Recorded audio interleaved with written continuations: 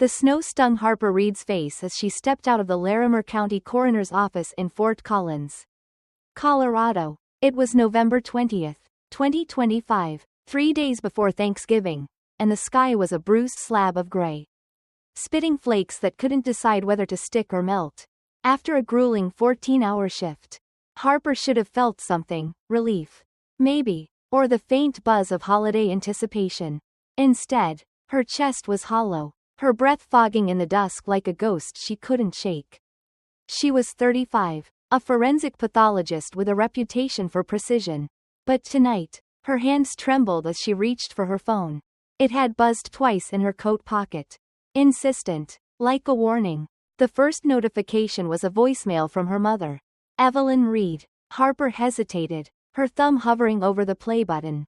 Evelyn's voice was always a performance, soft, practiced, the kind of tone you'd hear in a commercial for Family Values.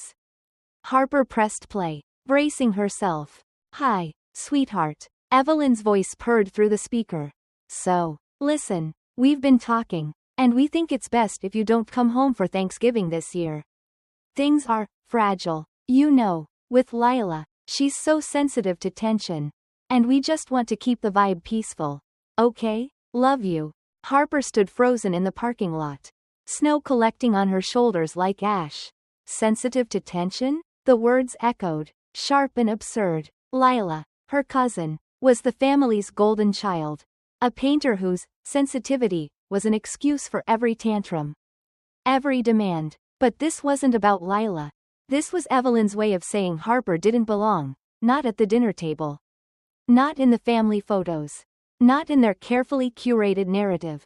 The voicemail wasn't an invitation to stay away, it was an eviction. Harper didn't replay it. She didn't need to. She'd heard that tone her whole life. Sugar-coated cruelty wrapped in maternal warmth. As she climbed into her beat-up Subaru, the engine coughing to life, another message pinged through. This one was a text from her younger brother, Mason. "Hey, did you forget to pay Dad's car insurance? Mom says it didn't go through." No greeting, no context, just an accusation slung like a stone. Harper's grip tightened on the steering wheel. For 6 years, she'd been quietly covering their father's insurance premiums, $220 a month. Every month, without a single thank you. She'd done it because it was easier than arguing. Because she thought it proved she was a good daughter. A good sister. Now, it felt like a leash they'd yanked one too many times. She didn't respond. Instead, she drove through the snow-slick streets of Fort Collins, the windshield wipers screeching in rhythm with her pulse. The city was already twinkling with early holiday lights. But to Harper, they looked like warning signals. At home, her one-bedroom apartment was a sanctuary of order. A small couch, a bookshelf stuffed with medical journals, a tiny Christmas tree she'd put up 2 nights ago to feel something like hope. Her suitcase sat by the door, packed for a trip that no longer existed. A forest green sweater hung inside a garment bag, chosen because it was understated but festive. The kind of thing you wear when you're trying to blend into a family that doesn't want you. Harper sank onto the couch, still in her scrubs, and stared at the tree's flickering lights. The scent of a pine and cinnamon candle lingered, mocking the emptiness in her chest. She'd spent years playing the role they'd written for her, the reliable one, the quiet one, the one who paid the bills and cleaned up the messes. Last Thanksgiving, she'd spent 2 days perfecting a rosemary stuffing recipe, only for Evelyn to credit Lila for the entire meal. When Harper corrected her, Evelyn had smiled too brightly and said, "Oh, I just assumed. You're always so practical." Harper had swallowed it then, like she'd swallowed every slight for decades. But tonight, something cracked. She opened her laptop, the glow casting shadows across her face. With surgical precision, she logged into her bank account and navigated to recurring payments. One by one, she deleted them. Her father's insurance, the family's shared streaming accounts, the emergency fund she'd set up for their aging water heater. Each click felt like severing a thread. "If you don't want me there," she said aloud, her voice steady in the silent apartment, "then you don't get me in fragments either." She stood, walked to the Christmas tree, and flicked off the lights. No ceremony, just finality. The suitcase went back into the closet. The zipper's slow rasp like a door slamming shut. The next morning, Harper was back at the coroner's office. A black coffee in one hand. A stack of postmortem reports in the other. She'd barely slept, her mind replaying Evelyn's voicemail. Mason's text. The weight of years spent trying to be enough. She was halfway down the hallway when her supervisor, Dr. Nathan Caldwell, intercepted her. Harper, can we talk? His tone was too neutral. The kind you use when delivering bad news. She followed him into his office, setting her coffee on the desk as he closed the door. Caldwell didn't sit. He stood, fidgeting with a pen. We got a call yesterday. Someone claiming to be your father, saying you've been unstable lately. They asked if you were under psychological evaluation. Harper's stomach dropped. Her father, James Reed, the man who couldn't figure out how to reset his router without her help, had called her workplace to undermine her. I'm fine, she said, her voice like steel. You know that. Caldwell nodded, but his eyes were uneasy. I told HR it was nonsense. But I thought you should know. Harper left the office without another word. Her coffee forgotten. In the stairwell, she leaned against the wall, the cold concrete grounding her as rage simmered beneath her skin. James hadn't just betrayed her privately, he'd tried to sabotage her professionally. She was still processing when her phone buzzed again. A text from her downstairs neighbor. Maggie, hope you're okay. Evelyn told us you've been under a lot of stress. Made some chili if you want some. You're so strong. Hang in there. Harper stared at the screen, her breath catching. Evelyn had been spinning a story to the neighbors, painting her as fragile, overworked, on the verge of collapse. They weren't just erasing her from the family, they were rewriting her entire existence. That evening, alone in her apartment, Harper's phone lit up with an email forwarded from Lila. The subject line read, I'm sorry for everything. The sender's address was almost identical to Harper's, off by a single letter, a subtle but deliberate fake. The message was polished, dripping with false humility. I deeply regret any pain I've caused. I take full responsibility and wish you peace moving forward. Sincerely, Harper. Her hands shook as she read it. Someone, likely Evelyn or Mason, had impersonated her, crafting an apology for sins she hadn't committed, making her look weak, remorseful, compliant. It was a calculated move to control the narrative, to make Lila and the rest of the family see Harper as the problem. But the worst came an hour later, when Lila called, her voice trembling. Harper, I got something in the mail. Pages from your journal, handwritten notes, passwords, sketches, private stuff. There was a note, too, saying you'd regret it if you kept stirring things up. Harper's blood ran cold. Her journals, kept on late-night shifts, filled with raw thoughts, fears, and fragments of poetry, had been sacred. Only one person could have accessed them, Mason. He'd had access to an old shared cloud folder from years ago, back when Harper still trusted him.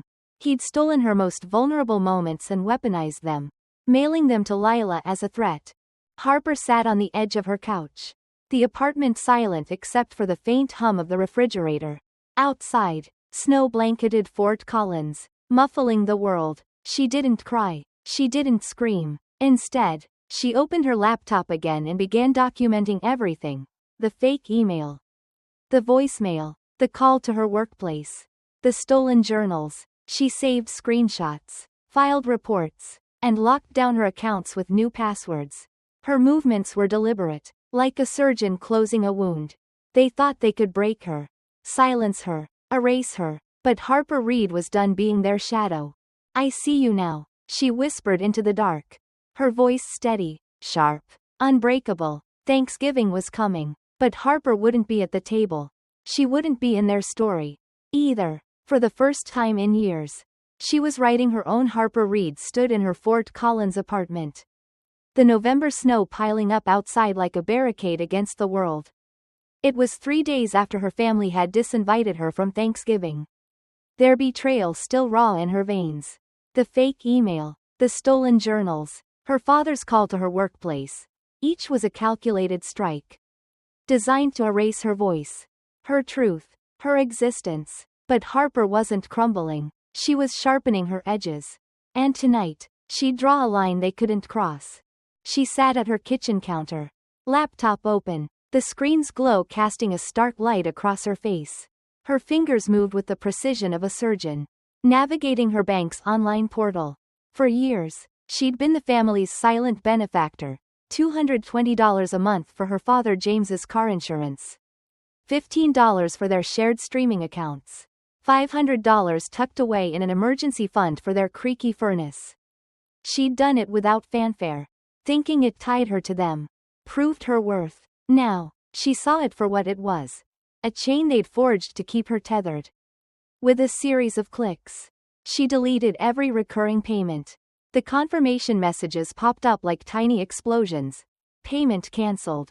Account removed. She exhaled, feeling lighter with each one.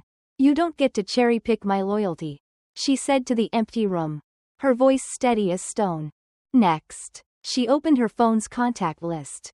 James, Evelyn, Mason, her father, mother, and brother. One by one, she removed them from her emergency contacts. No hesitation, no second thoughts. She changed the password on her home security system, called a locksmith to rekey her apartment, and updated every online account with new, unbreakable codes. Each action was a brick in a wall she was building, not to shut the world out, but to keep her family from sneaking back in. They'd spent years taking pieces of her money, her time, her silence. Now, she was taking herself back. Harper's next move was strategic. She opened a browser and logged into every social media platform where the fake email and doctored video clip had spread. The email, sent to her cousin Lila under a near-identical address, painted Harper as apologetic and weak. The video, a hacked-up snippet from a 2022 medical conference, made her sound callous, stripping away the context of her words about trauma care. She filed detailed reports for impersonation and defamation, attaching screenshots of the email and links to the manipulated clip. She didn't stop there. She drafted an incident report for her workplace's HR department, documenting her father's call to Dr. Caldwell, the one where he'd suggested she was mentally unstable. She wasn't just reacting, she was building a fortress of evidence, ensuring no one could rewrite her story again. Then came the hardest part. Harper walked to her bookshelf and pulled down a dusty folder labeled NYC Project 2023. Inside were emails, contracts, and wardrobe guidelines for a national TV segment she'd been offered 2 years ago, a feature on trailblazers in STEM, spotlighting her work in forensic pathology.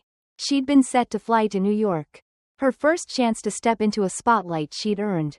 But 3 days before the shoot, Evelyn had collapsed in her backyard. A minor scare blamed on dehydration. Harper had cancelled the trip, driven through the night to sort her mother's meds, and stayed to manage the fallout. Evelyn never thanked her. Instead, she'd said, "Some people just aren't built for fame." Harper had laughed it off then. But now, the memory burned. She carried the folder to the bathroom, her steps deliberate. In the sink, she placed the papers, every email, every promise of a future she'd sacrificed. She struck a match, the flame flaring bright against the dim tiles. As the papers curled and blackened, she didn't feel regret. She felt clean. The ashes were her release. A funeral for the version of herself that had lived for their approval. "No more," she whispered, watching the last ember fade. She turned off the light and walked away. Days later, the cracks in her family's facade began to show. Lila, the cousin whose sensitivity had been the excuse to exclude Harper, posted on Instagram a grainy photo of a wine glass, captioned, "Some people smile while mocking the woman who saved my grandmother's life. That's not family, that's a stage." The post went viral, not because of Lila's art world clout, but because it struck a nerve. Comments poured in, people tagging Mason's art page, digging up old accusations of plagiarism from his 2022 exhibit. Sponsors started pulling back. A local gallery dropped his name from an upcoming showcase. Mason's carefully curated persona, Fort Collins' brooding artist, was unraveling. And he had no one to blame but himself. Harper didn't need to fan the flames. The truth was doing that for her. Then, something unexpected happened. An anonymous user on Twitter posted the full Unedited video of her 2022 conference speech. The clip, buried in an academic archive, showed her actual words. Some people are too fragile to handle the truth right away. So it's our job to guide them with care. The caption was simple. Context is everything. She was right. The thread gained traction. Retweets piling up from colleagues, strangers, even a few local journalists. Whoever clipped this owes her an apology. One user wrote, "She didn't scream. She filed paperwork. Respect," said another. Harper read the comments in her apartment. A chamomile tea cooling beside her. She didn't reply. Didn't need to. For once, the world was seeing her clearly. That week, Harper met with a lawyer in a sleek office downtown. She revised her will, redirecting every asset to charities supporting healthcare workers and trauma survivors. It wasn't about spite, it was about purpose. She wanted her legacy to mean something. To help people who'd fought battles like hers. Back home, she opened a new journal. Its pages crisp and untouched. She wrote about resilience. About the quiet power of saying no. About the freedom of not needing their validation. The words flowed, unburdened by fear of being stolen or twisted. This journal was hers alone. The fallout continued. Mason moved to Oregon, his art page eerily quiet. Evelyn and James put their sprawling Fort Collins home on the market, calling it downsizing. But neighbors whispered about unpaid debts. Their social circle shrank, their influence fading like a bad signal. Harper didn't gloat. She didn't grieve, either. They'd built a house of cards on lies and control. And when she stopped holding it up, it collapsed. Harper stood by her window one night, the city lights blurring through the frost. She lit a single candle, not for them, but for herself, for the space she'd reclaimed, for the life she was building. The flame flickered, steady and small, a reminder that light doesn't need to be loud to endure. She wasn't waiting for apologies or explanations anymore. She was done performing for a family that had never deserved her. This is what Harper learned. Family isn't blood. It's the people who don't weaponize your past. Who don't demand your silence to keep their secrets safe. She'd spent years believing she had to earn their love. But now she knew better. Love isn't a transaction, and healing doesn't require their permission. It only ever needed hers. And so, to anyone reading this, let me ask, have you ever had to walk away from someone who should have had your back? Do you believe family is given or earned? Drop your thoughts below, share where you're from, and let's talk. If this story hit you hard, leave a 1 in the comments or tell me what resonated. If you see it differently, I want to hear that too. Your voice matters. Subscribe if you want more stories that cut through the noise, stories about truth, boundaries, and the courage to stand tall.